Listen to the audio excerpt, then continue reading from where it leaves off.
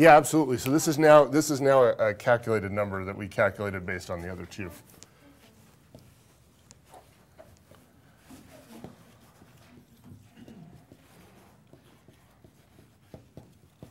Okay.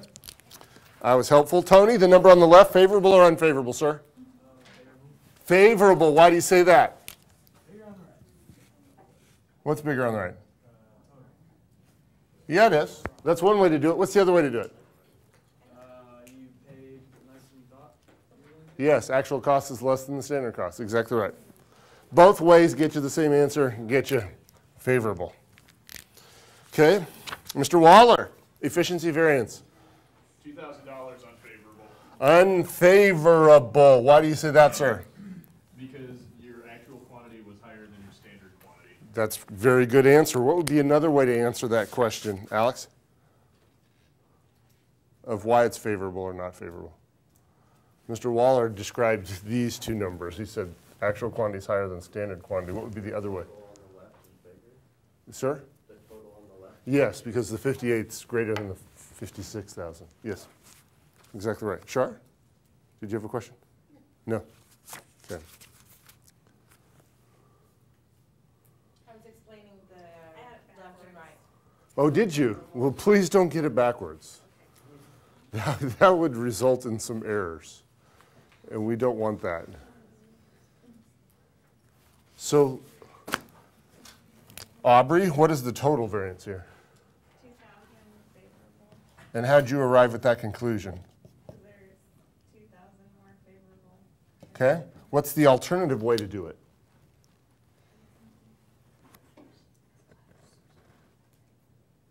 Well, it's the same thing. I don't know. There's an alternative. Outside numbers. Yes. And how do we know if it's favorable or unfavorable? Which is the reason I'm asking you this series of questions, because now we're getting to the thing you were just talking about, if I'm not mistaken. The right is larger than the left. Therefore, it is Favorable. correct answer.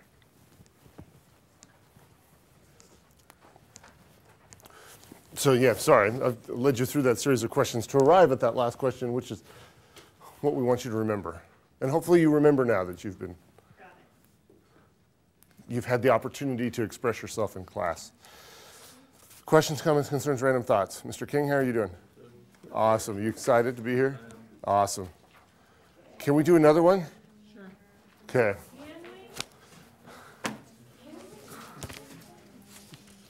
Was that sarcastic?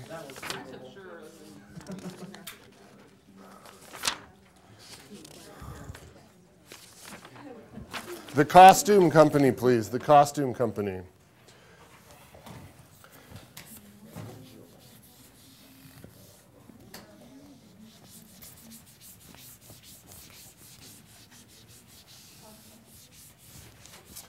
Notice this is for the first time ever, I erased those letters off the bottom. That's not true.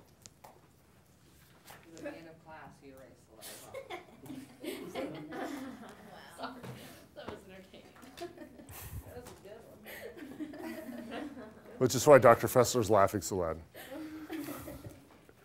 got a kick out of it. I'm glad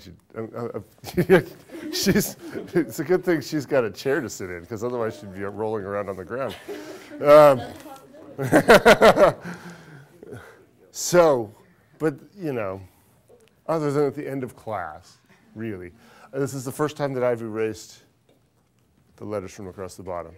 Because so what do you think the T account is going to be that we're going to do the analysis on this time? Fixed manufacturing overhead. Which of these is not like the others? Fixed manufacturing overhead is not like the others.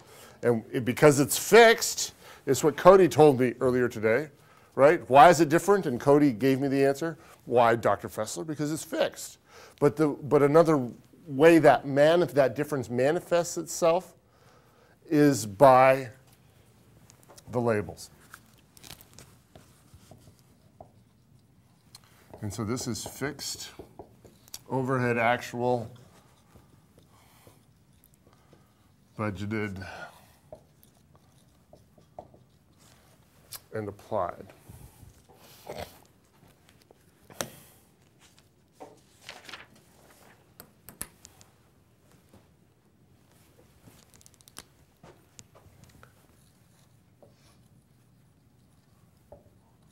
So that's the spending variance, and this is the volume variance.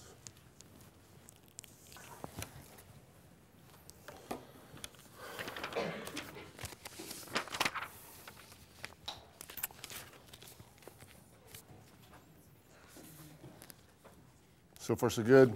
Now, in terms of calculations, this is going to be budgeted, is going to be calculated as BQ times SC.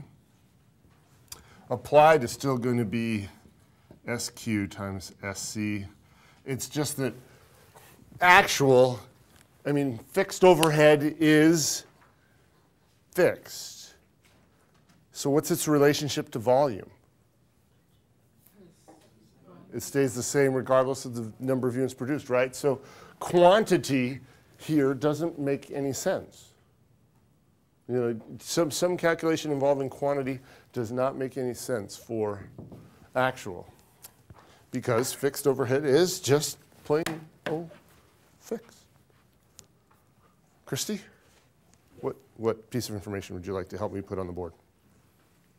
You should like going first. You don't need to scrunch up your nose quite like that.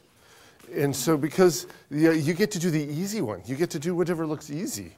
Because we've got budgeted fixed overhead, expected production, standard fixed overhead rate, actual production, actual fixed overhead, actual hours. There's a couple of pretty easy ones there. And you can just pick one.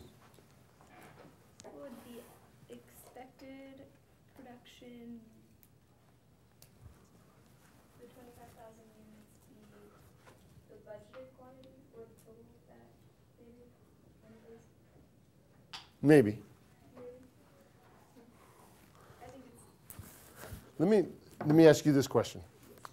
What do you think? We've got two quantities here that we are going to be concerned about. What is that going to be expressed in? Quantity will never be in dollars. Units is one of the alternatives. What's the other alternative that Christy has? That we have, not just Christy, but all of us together collectively. Hours, direct labor hours. Did you see that Did you see that possibility? Nope. No. Do you see it now? Yes, the actual hours. Yes, and it tells us, and to me, the very important line is the third one down. Okay. Standard fixed overhead rate is how much? $8 Per hour.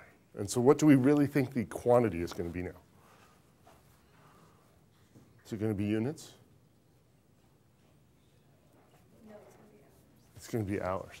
be hours. Okay. So let's keep that in mind, okay, as we kind of riddle through this problem. Samantha, what piece of information would you like to give me? The total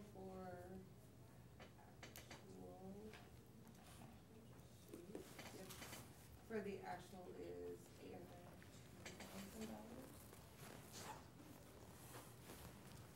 $802,000. Are you asking me or tell?